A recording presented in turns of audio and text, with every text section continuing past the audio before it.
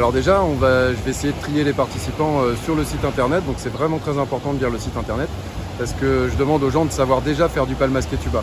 C'est très important si on veut avoir un groupe cohérent dans l'eau, qui soit à la fois bien défini dans l'espace et qui ne soit pas agité pour ne pas générer d'agressivité de notre part envers les animaux.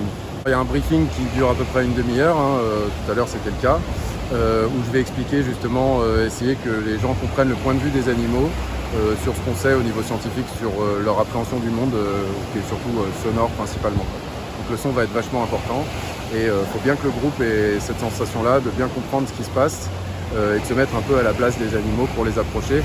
À savoir que les dauphins, ils n'ont pas du tout envie forcément de voir des gens dans l'eau, hein. On est vraiment juste toléré par eux.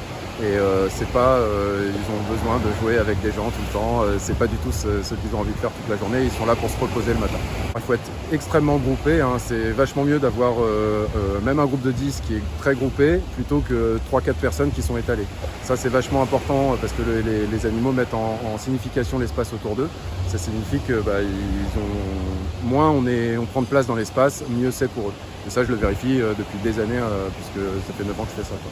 Le public est déjà filtré à la réservation, c'est-à-dire qu'ils savent déjà ce qui va se passer et qu'on ne va pas faire de nage avec les cétacés, mais on va faire de l'observation passive, qui est vraiment la grosse différence et qui est vraiment notre marque de fabrique depuis des années. C'est l'observation passive qui est tolérée par les animaux, alors que la nage avec les dauphins ou avec les baleines, c'est vraiment pas toléré par les animaux.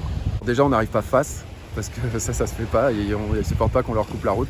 Donc avec un bateau, la meilleure façon de faire, c'est d'observer les bateaux qui sont déjà sur place, de se mettre à l'arrière de ce groupe de bateaux et non pas de couper la route aux animaux, c'est-à-dire de ne pas se mettre à l'avant, c'est-à-dire attendre son tour en fait, quoi.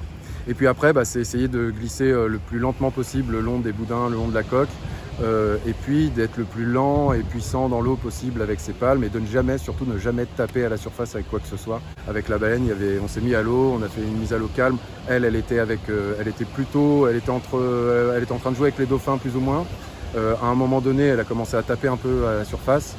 Donc nous, on ne s'est pas approché d'elle, on l'a vue à 50 mètres dans l'eau environ. On savait qu'il fallait absolument pas s'approcher. Juste après, il y a des gens qui se sont mis à l'eau depuis un bateau de location et qui l'ont poursuivi en crawl comme des cinglés. Et c'est vraiment l'opposé de ce qu'il faut faire. On a surtout sur une baleine qui commence à s'agiter. J'espère que les gens vont leur montrer que les humains sont suffisamment respectueux et que du coup, ça ira dans le sens du fait qu'elles restent. Si on commence à les poursuivre en crawl en leur montrant toute l'agressivité humaine, à ce moment-là, elles vont partir, quoi. Voilà. Plus on est passif dans l'eau, c'est toujours le terme à se souvenir, c'est l'observation passive. Si vous êtes en mode chasseur, ça marche beaucoup moins bien que si vous êtes en mode accueillant et que l'animal vient vers vous et qu'il fasse les derniers mètres. Ça l'aide beaucoup à faire les derniers mètres, le fait d'être tranquille.